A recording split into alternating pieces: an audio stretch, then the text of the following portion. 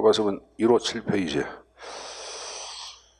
하늘에 이제 정책을 보는 이론적 시각이 좀 나왔는데, 자, 여기서는 다른 거 보지 마시고, 그 이번에 다원주의하고 다음 페이지 상그라 3번에 엘리트론이 나올 거야. 다음 자리에 뒤 자체를 얘기할 때는, 자, 사회 내의 정치적인 영향력이나 힘. 자, 정치적인 파워 자체가 과연 이것이 어디에 귀속되어 있냐. 그래서 다수 이익 집단에 골고루 분산되어 있다.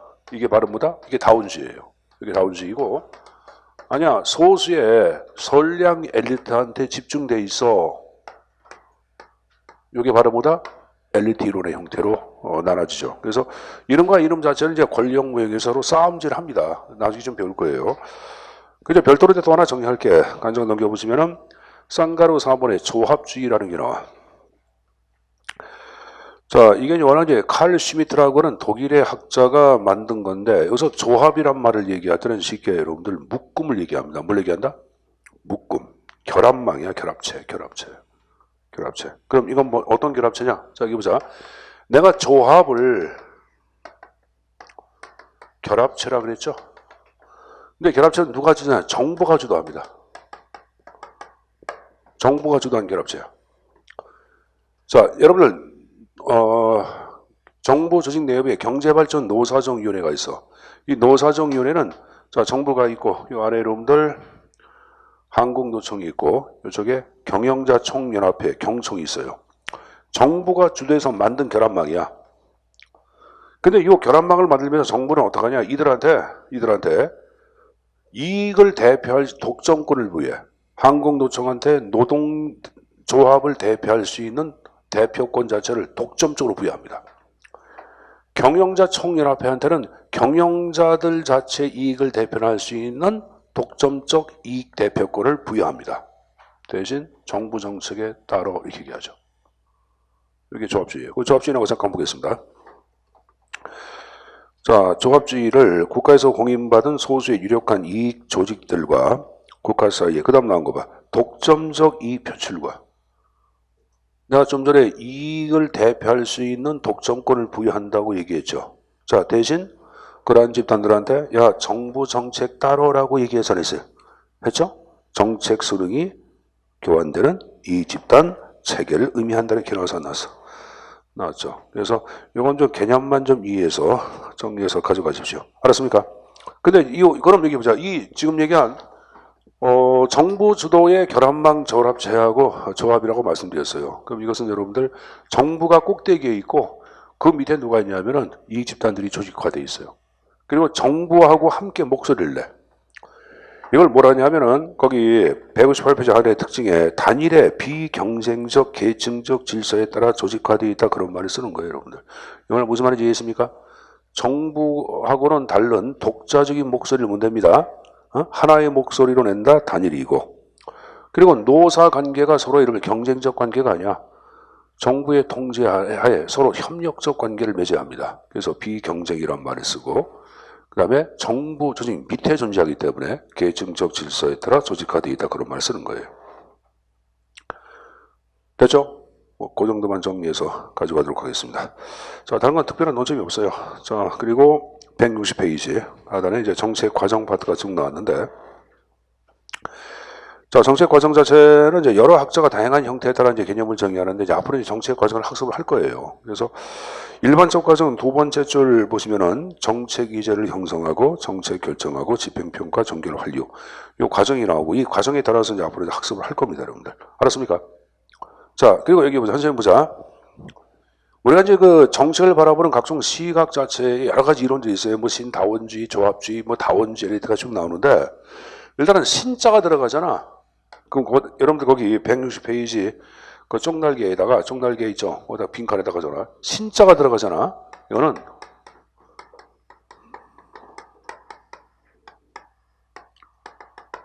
정부를 능동적 존재로 해석한 이론들이야. 신자가 들어가면. 정부의 능동적 존재를 해석한 이론, 신다원주의, 뭐 신중산주의, 이게 신자가 들어가잖아. 그러면 약 90%가 정부의 능동성, 자율성을 강조한 이론입니다. 알았습니까? 혹시 몰라서 말씀드리니까 그렇게 해두시고. 신배보주의가 신자 들어가면. 됐습니까? 그리고 거기다가 다원주의하고 막스주의, 마르크스주의라고 그러면 막시즘 그러는데 이걸 계급이론이라고 그래. 뭐란다? 계급이론. 그리고 하나 더 종속이론. 이렇게 세 개. 이 세 가지는 정부를 수동적인 존재.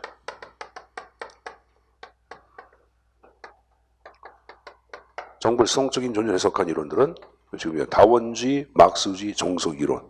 이 세 가지. 혹시 출제는 안 나왔지만 뭐 나올 개연성이 있겠죠? 그렇게만 정리해 두자.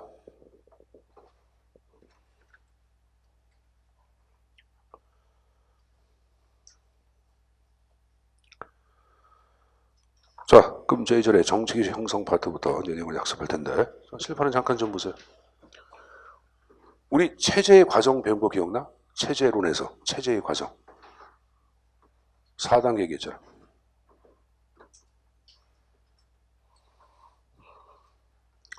여러분 보자. 지금 여러분 공부할 때 국어, 영어, 한국사 이게 우리가 이제 여러분들 그 공통 과목 아니야. 근데 니들이 이제 그 세 과목만 집중하는 사람도 있어. 그리고 이제 선택 과목은 좀, 야, 이거 뭐 표준전수제 해가지고 하면 좀, 그러니까 좀 점수 덜 나오면 돼. 이렇게 생각하는 사람인데, 절대 합격 못 해. 절대. 진짜 100% 합격 못 해. 5과목이 다 중요한 거야. 그러니까 여러분, 선생님이 내가 행정에서 한 게 아니라, 지금 여러분들 행사학 공부를 지금처럼 여러분 집에 가서 복습 그런 거 안 하잖아. 그럼 현장 가서 시험 점수 안 나와. 100%안 나와. 100% 떨어져. 사회라든가 행정법도 마찬가지예요. 그러니까 지금 공부할 때는 5과목 자체의 비중을 같이 두고 공부를 해야지 선택 과목이라고 비중을 뒤로 두면 안 돼요, 여러분들. 시험 보는 사람들은 많고 합격하는 사람들은 소수에 불과하잖아. 그렇죠? 그러니까 적당히가 필요 없어. 이건 여러분들 뭐 수학능력 시험보다도 더 수학능력 시험은 이거랑 비교할 때 느슨해. 그러니까 시간 내가지고 꼭 정확하게 복습들 하고 그래야 돼요, 여러분들. 안 하는 사람들 꼭 연두에 두고 벌써 여러분들 내일 모레가 11월 달이야. 11월, 12월, 1월, 2월, 3월, 5개월밖에 안 남았어. 그럼 너네 행정하기는 내가 사회 공부 언제 하려고 그래? 행정법. 내가 1월부터 하려고 그래? 천만의 말씀이 점수 안 나와. 점수 안 나온대요, 여러분들. 한 40, 50, 60 나올걸? 70점도 안 나올걸? 그게 무슨 학교 그래? 그러니까 절대 여러분들 다시 말씀드리겠지만은 학원 수업이 굉장히 중요합니다. 근데 이걸 집에 가서 여러분들이 정리하고 복습 안 하면은 학원 소용이 없어. 공부해야 돼. 여러분 합격을 위해서 조언해 주는 거니까 내가 뭐 다른 과목이 뭐 중요하지 않다는 게 아니라 모든 과목이 다 중요하다고 말씀드린 거예요. 그러니까 좀 시간 내서 공부하도록 하셔야 합니다. 알았습니까? 꼭 시간 내고 여기 보자. 행정만 하는 게 아니라 다른 과목들도 해야지. 그러니까 여러분들 그 계획표를 짰으면 그 계획표에 맞게끔 공부를 한번 해봐. 내가 니들이라 그러면은 여러분 하루 계획 잡아 안 잡아? 잡을걸? 아침에 일어나서 대강 머릿속에 그리잖아. 아침 몇 시에 일어나서 뭐하고 하잖아. 분량도 있겠고. 근데 오늘 수업 끝나고 난 다음에 집에 가서 공부하는데 오늘 같은 경우에 행사가 끝난 다음에 이제 오후 약간 비어 있잖아. 그 저녁에 사회 하시는 분들 사회 있고. 그럼 집에 가서 공부할 때 복습하기가 어려워. 어렵죠. 근데 해야 돼. 늘 수험생이라. 선생님 피곤해가지고요. 수험생 아니야, 여러분들. 수험생이면은 그날 배운 거는 무조건 그날 끝내야 돼. 최소한 집에 가서 끝내줘야 돼. 그거 못하면 여러분 수험생 아니에요. 합격 못해요. 이건 여러분들 보자. 처절한 싸움이에요. 처절한 싸움. 젊어서 하는 처절한 싸움이야. 근데 그 싸움에서 여러분들 져봐. 또 1년 가야 돼. 얼마나 지겨워. 이건 좀 힘들어도 좀 최선을 다하라고 말씀드린 거예요. 알았습니까? 5과목 다 중요해. 그러니까 오늘 배운 거 뒤로 미루지. 오늘 미룬 거 미루면은 또 내일 또 미루잖아. 안 그래? 다음 주가 또 깨지고. 그러니까 아무리 힘들어도 내가 오늘 여러분들 학원서 배운 거 집에 가서 꼭 정리 한번 해야지, 복습해야지 하는 생각하고 있다면 그건 무조건 여러분 해야 돼. 지금까지 여러분 그거 안 해온 사람들이 있다 그러면은 오늘부터 이렇게 하라고요, 여러분들. 오늘부터. 알았죠? 공무원 시험 준비하면 10년 할 거야. 그냥 빨리 끝내야지. 체제론에서는 체제의 과정을 제가 투입, 전환, 산출, 활류 얘기했잖아. 그치? 그럼 정책의 과정도 체제의 과정의 순환에 맞춰서 정리할 수 있습니다. 이 투입에 들어가는 것이 바로 뭐냐면은 이게 정책 의제 형성이야. 정부한테 일반 국민들이 뭐 의제로 만들어줘 요구하는 거예요. 어? 청년 실업 문제 해결해줘. 이게 청년 실업 문제 해결 자체가 의제로 형성되는 거야. 그럼 이게 바로 이제 투입이지 뭐야. 그 다음에 요걸 해결하기 위한 대안 선택을 정책 결정한다 그래. 이게 전환이야. 청년 실업 문제 해결을 위해 정부가 어떠한 방안을 만들어 안 만들어? 만들겠죠. 그걸 이제 결정하는 게 정책 결정이야. 이걸 현실로 실행하는 걸 그걸 정책 집행 그러는데 이것이 바로 산출이에요. 그 다음에 뭐 하는 거야? 집행된 거 평가하고 그리고 환류가 이루어지겠죠. 평가 환류. 이게 바로 환류에 들어가는 거예요. 투입 전환 산출 환류에 맞춰서 정책의 과정도 뭐 정리가 가능합니다. 그 첫 번째 과정이 정책의 형성인데 이건 여러분 영어로 폴리스, 아젠다, 세팅이란 말이 있어. 언어에서 폴리시, 아젠다, 정책의 세팅 그러는데 세팅으로 번역할 때 형성이나 설정으로 번역하기도 합니다. 같은 말입니다. 자, 그럼 여러분들 출제 포인트를 보시면은 2번과 3번과 3번, 4번에 의제 형성, 재모형, 형성 변수, 의사결정 C급으로 되어 있죠. 요 가운데 그래도 좀 비중이 큰 게 2번과 4번이야. 2번과 4번이 보다 더 비중이 큽니다. 자, 그럼 정책의 형성이 무엇인가? 개념부터 보자. 자, 사회 내의 다양한 집단의 요구가 정부의 관심 문제로 구체화되어가는 과정이 길어왔죠. 즉 사회 문제가 정책 문제로 전환되는 과정이 길어왔죠. 아까 얘기하신 많은 여러분들 청년들이 청년 실업 문제 해결해 주세요. 이게 정부의 진지한 관심으로 정부의 공식적인 안건으로 의제로 선택되어가는 과정을 얘기합니다. 자, 그럼 의제 형성의 접근 방법 나왔는데 다른 거 보지 마시고 하단 쌍그러 3번에 다운지 엘리트주의의 논쟁. 아까 권력명 얘기했잖아. 이 두 이론이 막 싸움질해. 다운주의가 맞아. 아니야. 우리 엘리트 이론이 맞아. 막 싸움질해. 그래서 다음 페이지 보시면은 다운주의 엘리트 비교 박스가 나와요, 여러분들. 다음 페이지. 그죠? 다운 국가로 이익 집단은 쭉 나왔는데 다 볼 필요 없겠고 거기 여러분들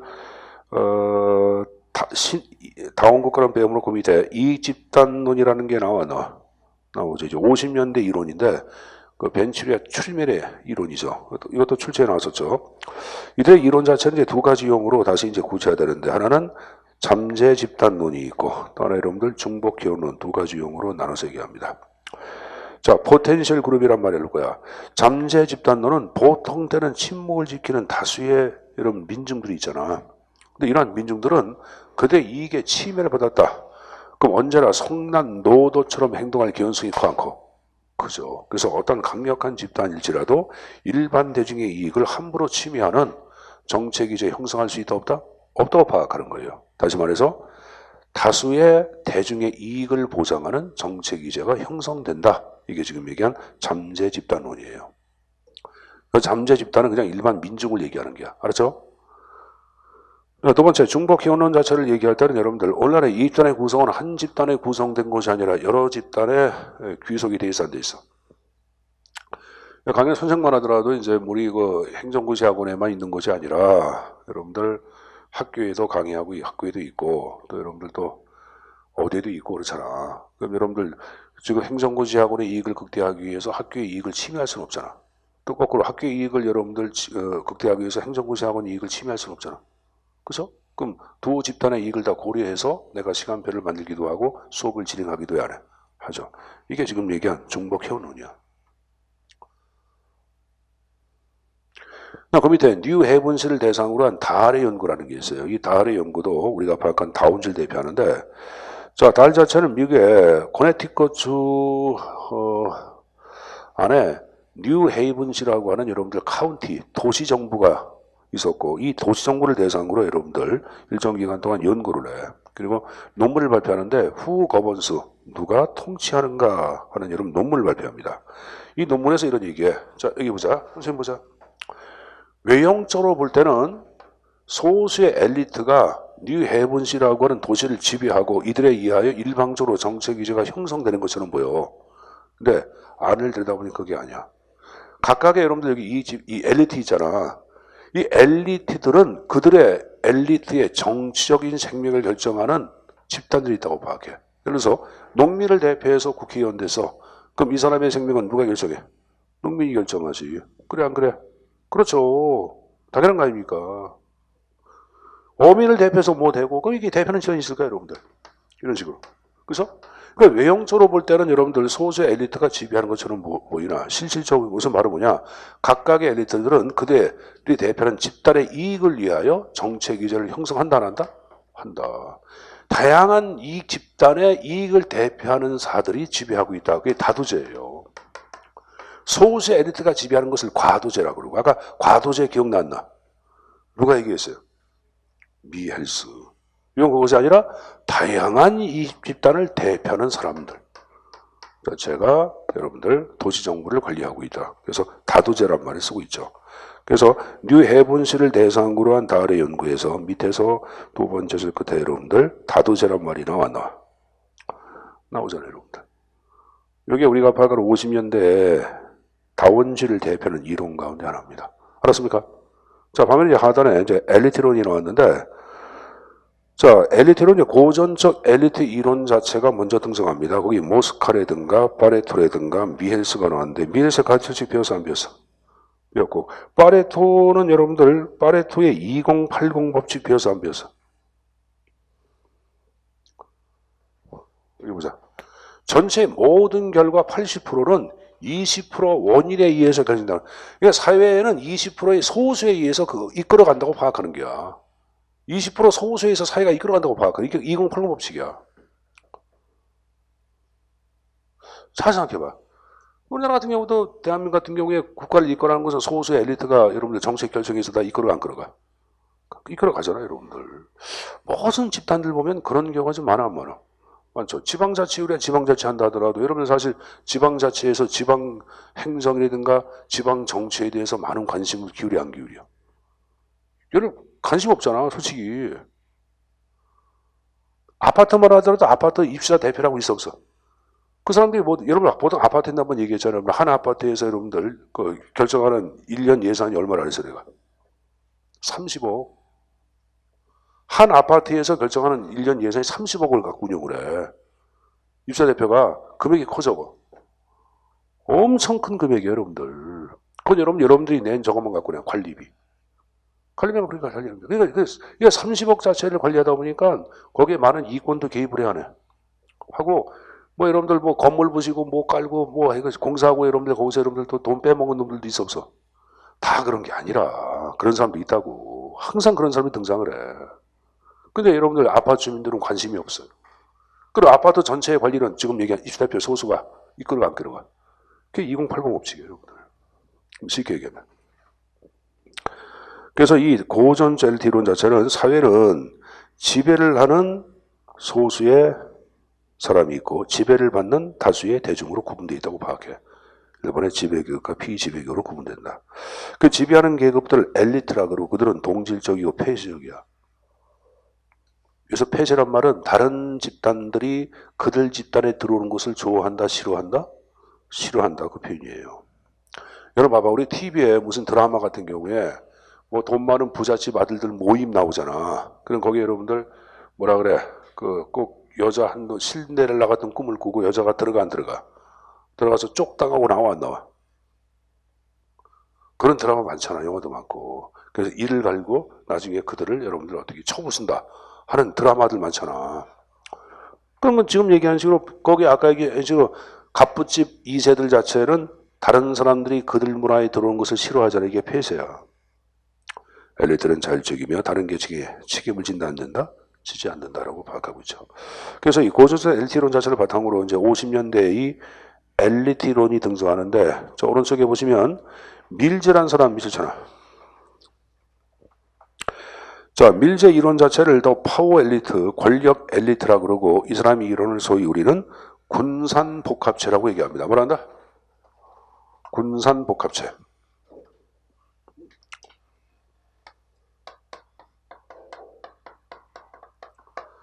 자, 책마다 약간 틀려. 군산복합체로 정리한 책도 있고 군산정 복합체. 미안합니다. 군산정 복합체로 정리한 책도 있어요. 이건 군부, 군인, 산업체, 정부, 고위관료. 워낙은 밀리터리 인더스트리얼 컴플렉스란 말이 있어. 그래서 그대로 번역하면 군산복합체인데 내용은 군산정 복합체예요. 자, 1945년도 뭐가 끝나? 2차 대전 끝났잖아. 50년도 뭐가 끝나? 한국동란 이후에 급격한 실세로 부상한 게 미국 사회 누구야? 군이야, 군. 군 장성들. 그리고 군수 산업을 주도했던 산업체의 장들이 있어 없어? 정부 고위관료가 결합체를 만들어서 그들에 의하여 일방적으로 모든 것을 결정한다고 파악하는 거야. 이게 바로 군산정 복합체예요, 여러분들. 자, 이게 보자. 미국이라는 사회는 지금도 여러분들, 지금도 여러분들 그 EBS에서 쓴 뭐 지식 무슨 이야기인가 뭐 책이 있어. 그 책 보면 그 책 나오는데 미국이라는 사회는 지금도 여러분들 이 군산정 복합체에 의해서 미국 사회가 지배되고 있다고 얘기해요, 여러분들. 미국의 록펠로 재단이라고 해서 록펠로 재단 들어봤어요? 록펠로 재단 자체에 이 사람들은 이들이야. 이들. 그 이들이 심지어는 대통령 여러분들도 출마를 좌우해. 그 뒤에서 누가 정하는 거야? 이들이 조정한다고 얘기해. 이들이. 그러니까 뭐 여러분들 오바마 지금 트럼프 이렇게 대통령이다 하더라도 이들이 배후의 세력이 돼가 이들을 조정한다고 파악하는 거야. 지금 대한민국이라는 거대한 사회 같은 경우도 어떤 사람들은 이렇게 얘기하는 사람이 있어. 뒤에 보이지 않는 세력이 있다고 얘기해. 그 세력 자체가 현 정부도 여러분들 어떻게 조정하고 있고 이거래 박근혜 이전에 모두 다 조정하고 있다 이렇게 얘기하는 사람도 있어요. 내가 직접 들었어. 근데 그 사람 얘기가 진입하고는 안 되지. 그 사람 얘기니까. 과거에 여러분 정부에 무슨 요직이 있던 사람 얘기하는데 술 한잔 먹으면서 그런 얘기 하더라고.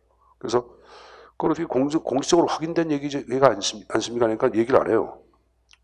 얘기를 안 하는데 나는 그 얘기만 찬성하진 않지만 그럴 수도 있다는 가능성이 있다고 생각이 들었어요, 여러분들.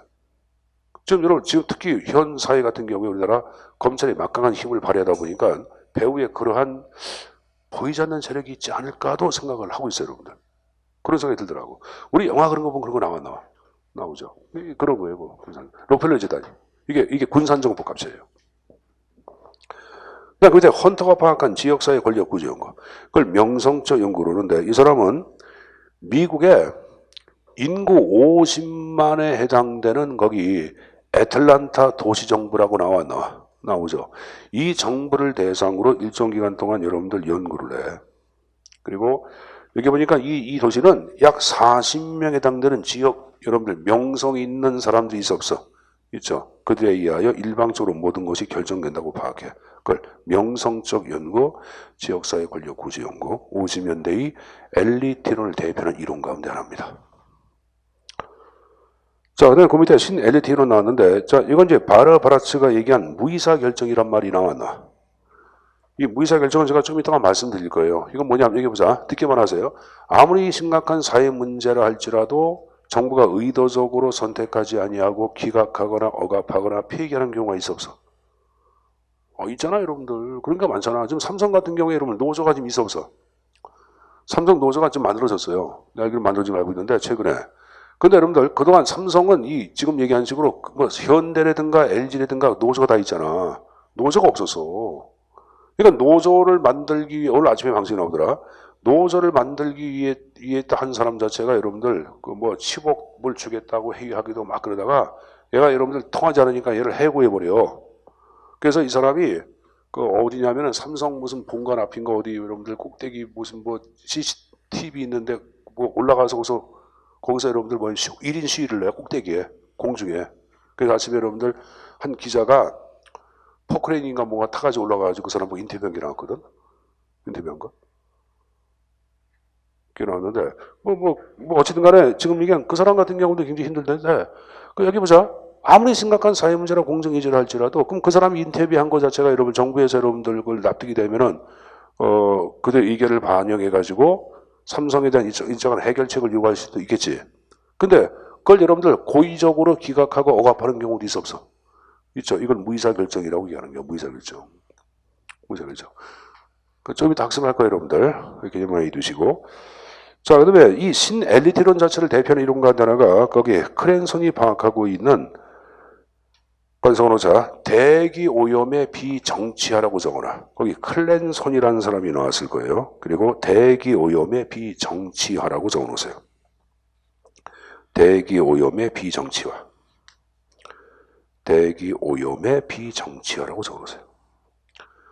대기 오염에 비정치화. 자, 이 사람은 얘기하던 여러분들, 자, 여기 보세요. 미국에, 자, 게릿이라고 있어요, 게릿이. 옆에는 이제 동시카고가 있고, 근데 게릿시에 US 강철 회사가 있었고, 이 회사에서 이런 공장에서 골드에서 매연을 뽑으면, 그러니까 도시를 여러분들 이거 오염을 시켜. 그러니까 게릿시에 있는 환경단체에서 게릿시 정부한테 뭘 요구하냐면은, 지금 얘기한 대기오염 금지법 만들어서 여기 단속해주고 규제해줘, 그걸 요구를 해. 그러니까 게릿시에서 어떡하냐? 이 지금 얘기한 환경단체 요구를 고의적으로 기각해. 그 이유는 뭐냐? 게릿시 자체의 경제력을 지배하는 것은 누구냐? US 강설세야. 좀 수원 같은 경우는 삼성이 여러분들 지배를 해 안 해? 하죠. 울산은 현대가 지배하고, 포항은 뭐가? 현대. 포항은 뭐? 포항, 제철, 포스코가 지배하잖아. 근데 만약에 그럼 이 게릿시에서 얘를 여러분들 단속을 하면은 얘들이 회사하기 좋아, 어려워? 어려우니까 얘들이 일로 이사갈 가능성이 있을까 없을까? 있다고 파악을 한 거야. 그러면 이 지금 게릿시에 있는 경제 기반은 완전히 무너져 버리겠지. 그래서 어떻게 하냐면은 환경단체 요구를 거기서 기각하고 묵살해버려. 그럼 고의적으로 기각하고 묵살했자. 좀 전에 뭐야? 무의사결정 아니야. 그래서 거기 보시면은 거대한 철강 회사 때문에 지역사회 정치체제가 공장의 공해 문제를 거론조차 못하게 했던 사례 현화산 나왔죠. 어떨 경우에? 만약에 얘기해보자. 대기오염 금지법을 제정하면은, 자, 물어보자. 전체 게릿 시민들한테는 편익이 들어가 안 들어가? 들어가겠죠. 그렇지만은 지금 얘기한 US 강철세한테는 그만큼 비용, 피해가 들어가겠죠. 그래서 나온 게 전체의 편익, 소수의 비용이 있을 때 지금 얘기한 식으로 뭐가 발생한다? 무의사결성이 발생한다. 파악한 게 클랜슨의 연구입니다. 이해했어요? 그래서 이것이 바로 60년대의 신엘리티론의 이론 가운데 하나입니다. 자, 그럼 제가 다운지 엘리트에 관한 기본적인 틀은 좀 학습을 했습니다. 자, 그리고 이제 정리할게. 바로 뭐다? 이따 쌍가르 사본의 하위정부 이론이 나왔는데, 이 하위정부 이론은, 자, 칠판 잠깐 보세요. 자, 정책 결정에는 공식적인 참여자가 있고, 또 하나 비공식적인 참여자로 구분할 수가 있거든. 자, 공식을 대표하는 것은 법으로 보장된 사람들이야. 누가 있냐면은, 정부 관료 들어가 안 들어가? 들어갑니다. 국회 상임위원 정도 차지. 국회의원 다 좋아요, 여러분들. 의원 들어가 안 들어가? 들어가죠. 그 다음 비공식을 대표하는 건 뭐냐면 이익집단이야. 그럼 물어보자. 정부 관리하고 소수의 상임위원회에 의하여 모든 것이 결정된다. 이건 뭐야? 엘리트야, 다운지야? 응? 엘리트론이지 뭐야. 국회의원들하고 소수의 정부 관료, 이건 엘리트론 아니야. 아니야, 이익집단이지. 이건 뭐야? 다운지야. 근데 요 엘리트하고 다원지를 전충시킨 이론이 바로 하위정부야. 자, 이 하위정부에서 오컬한 사람은 뭐냐면은 이 공식적인 참여자 밑에 실질적인 정부 역할을 하는 하위정부가 있다고 파악해. 이 하위정부는 뭐냐면은 요쪽에 이 집단 자체가 로비 활동을 해. 해가지고 이 두 집단 자체를 포획을 하는 거야. 포섭하는 거야. 정부에서 대단위에 무슨 토목공사 무슨 여러분들 교량 건설한다 그러면은 기업체, 건설업체에서 여러분들 정부 관리하고 건설 상임위원회 위원들 돈 주고 매수를 해야 해. 하죠. 그죠? 그럼 결함망이 만들어지는데 이 결합을 철회상각이라 그래. 뭐란다? 철회상각. 그 이들이 실질적인 정부 역할을 한다. 이거 하위정부예요, 여러분들. 자, 그럼 하위정부 나온 거 봐. 거기 국회의원 나왔어, 안 나왔어? 나왔죠? 정부 관료 나왔죠? 이 집단 대피 3자 연합을 정책 과정에서 핵심적 세력을 관주한다. 그리고 옆에 다원지 엘리트주의의 중간적인 절충시킨 중간적 이론이란 말 나와 있을 거예요. 됐습니까? 자, 현생 보세요. 내가 요 집단이 로비 활동을 통하여 두 집단을 어떻게 매수했다 그랬죠? 그걸 포획이라 그래요. 포획 이론. 포획, 캡처. 여기 보자. 그럼 포획된, 여기 보자. 포획된 이 상임위원이나 정부 관료는 뭐냐? 나한테 로비 활동을 한 이 집단의 자리값을 도모해야 안 해? 이 자리값 도모하는 것을 지대추구라 그래. 지대가 바로 자리값 아니야. 추구 이론. 그래서 이 하위 정보 모형과 관련된 두 가지의 여러분들 이론이 있는데 포획 이론이 있고 지대추구 이론 두 가지가 있습니다. 물론 이제 포획 이론 자체는 치카고 학파의 스틸버가 얘기한 거고 지대추구 이론 툴락이라고 하는 버진 학파가 얘기했지만 내용은 같아. 근데 만약에 구분할 때는 여기 보세요. 요거 제목이 뭐야? 지대추구. 지대를 뭐라 그랬어요? 자리값. 그래서 아래 건 항상 자리값 도무란 말이 꼭 나와. 거기 봐봐요, 여러분들. 지대추구로 해서 맨 밑에 자리값을 추구한다 그런 말 나왔나? 나오죠. 그래서 자리값이 나오면 무조건 지대추구야. 내용 같다 하더라도. 아니, 구분하는 문제가 나왔으면은. 자, 그거 봤으면 됐고, 정책의 창의론 논점 없습니다. 그래서 일단 여러분들 제가, 정책의 형성에 대한 여러분들 권력 모형, 다원주의 엘리트주의의 논쟁을 학습을 했어요. 자, 그리고 이제 165페이지. 그럼 정책의 형성 과정은 어떤 과정으로 치는지, 과정을 대표하는 게 4단계 과정이 쭉 나와 있습니다. 어렵지 않아요. 이게 쉬운 내용이야. 자, 제일 먼저 나온 게 뭐가 있어요? 사회 문제. 두 번째, 사회적 이슈화. 세 번째, 체제 이제. 네 번째, 제도 이제 4단계 형태로 나눠지는데, 이 사회 문제는 사회 일각서 제시가 된 욕구나 불만을 얘기합니다. 여러분들 요새 갖고 있는 불만 뭐 없어요? 정부에 대한 불만? 정부가 뭐 해줬으면 하는 불만 없어? 공무원 시험 과목이 너무 많아서 시험 과목을 한 2개로 하면 어때? 그래서 안 해봤어요? 뭐 영어, 국어, 뭐 한국 다 빼버리고 행정과 행정법 2개만. 그래서 안 해봤어요? 그런 거 건의하는데. 잠깐만. 아니, 국어는 고등학교 때 보는 거고, 한국사는 여러분 TV 드라마 보면서 한국사 공부를 하고, 영어는 그냥 그렇잖아. 그래서 이제 공인영어, 한국어 능력 검정 중 공인 한국사 그런 거 있잖아. 그 시험으로 검증해서 일단 자기를 따게 하고 수험생의 부담을 줄자고 봐, 그러게. 모든 시험들은 시험 기간 자체가 여러분들 이게 1년, 2년 되면 학생들이 굉장히 진짜 폐허가 돼, 여러분들. 그래서 수험 기간을 단축할 필요가 있어, 없어? 이 시험이 한 6개월 정도 하면 합격하는 시험으로 만들어야 돼.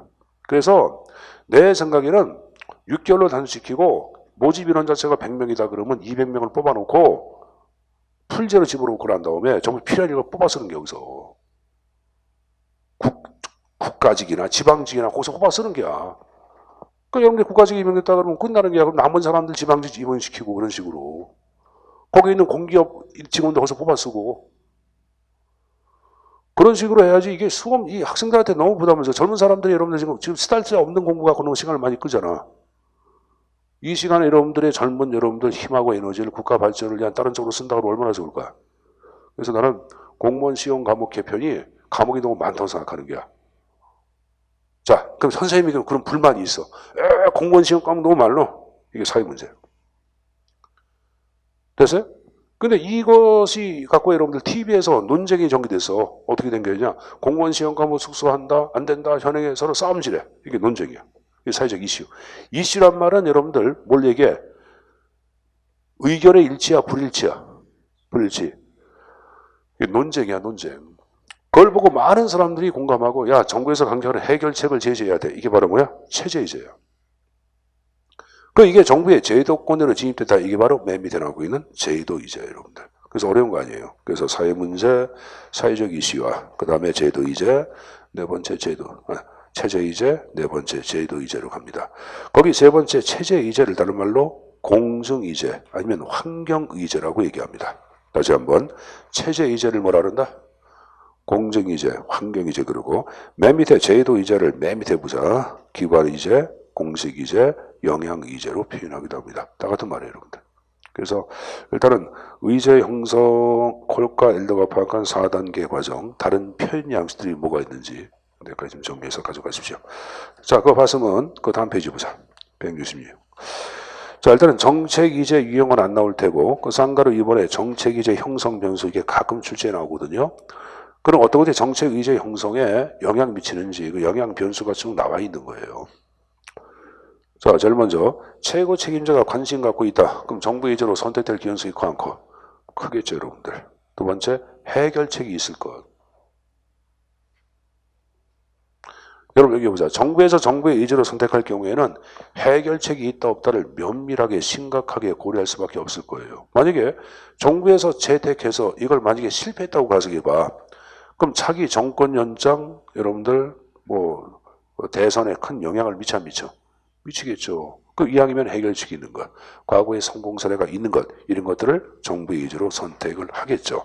그래서 2번에 해결책이 있는 건 나왔고 3번에 유행성은 과거의 성공 사례를 얘기하는 거야. 성공 사례가 있는 것을 정부의 의지로 선택을 합니다.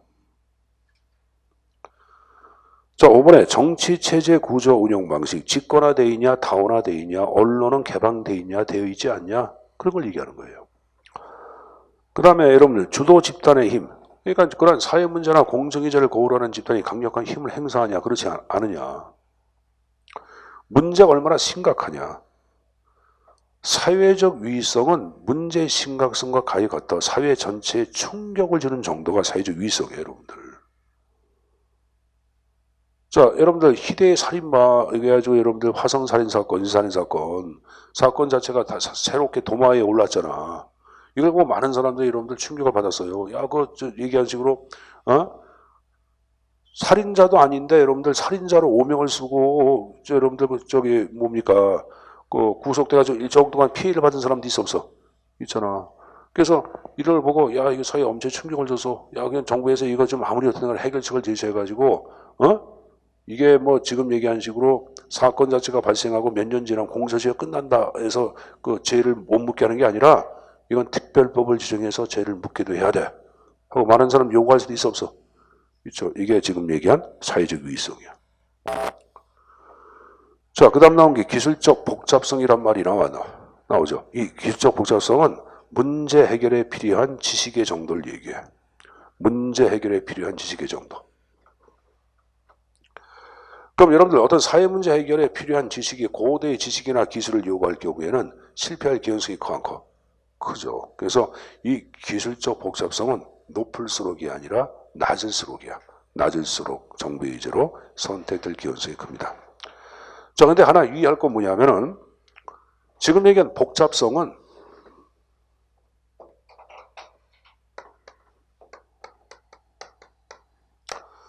앞에 뭐가 들어가든지 낮을수록 정부의 의지로 선택이 돼. 좀 전에 기술적 복잡성, 이해관계의 복잡성, 문제의 복잡성. 여러분 이해관계가 복잡한 거하고 단순한 거 어느 게 해결하기 쉬워? 이게 단순한 거. 문제가 복잡한 거 단순한 거 어느 게 해결하기 쉬워? 단순한 거. 그러니까 복잡성은 앞에 뭐가 들어진 간에 낮을수록 정부의 의지로 선택이 이루어지는 거야. 알았습니까? 그거 하나 숙제에서 가져가야 돼. 자, 그 다음에 이제 정치적인 분위기와 이념, 정치적인 사건, 뭐 시간성 나왔는데 이 시간성을 얘기할 때는 여러분 어디를 보냐 하면은 첨삭지도 그 밑에 보시면은 3번의 문제의 특성에 보시면은 니은번의 문제의 시간성이라는 게 나왔죠. 가름 봐봐. 근본적이고 장기적인 문제. 어떤 문제를 이제 냅두면은 그냥 바로 없어져. 그러니까 바로 없어지는 문제는 정책 의제할 필요가 있어 없어? 없어. 근데 그 문제를 방치해두면은 근본적인 사회 문제가 돼. 오랜 사회적 문제가 돼.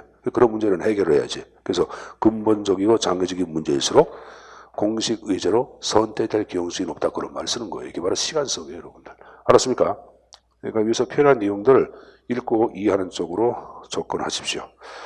자, 봤으면 됐고 다시 옆에 페이지. 정책 형성의 참여자가 나왔는데 자, 공식적 참여자하고 비공식 두 가지가 나올게요. 공식은 참여가 법적으로 보장된 사람을 공식이라고 그러고 그렇지 않은 사람들을 비공식이라고 언급을 합니다. 논점 없어요, 여러분들. 근데 하나 이해할게. 다음 페이지. 비공식에 이익집단과 정당이 나와. 근데 이익집단과 정당의 역할이 틀리죠. 이익집단은 몰래 이익의 표출, 정당은 이익의 지배학기는 관정하고 있다. 구분해서 가져갈 거야. 됐습니까? 자, 그 말씀은 그 밑에 의제 형성의 세 가지의 모형이 쭉 나왔는데 이건 좀 쉬었다가 내용을 또 정리를 좀 하도록 하겠습니다. 쉬었다 하겠습니다.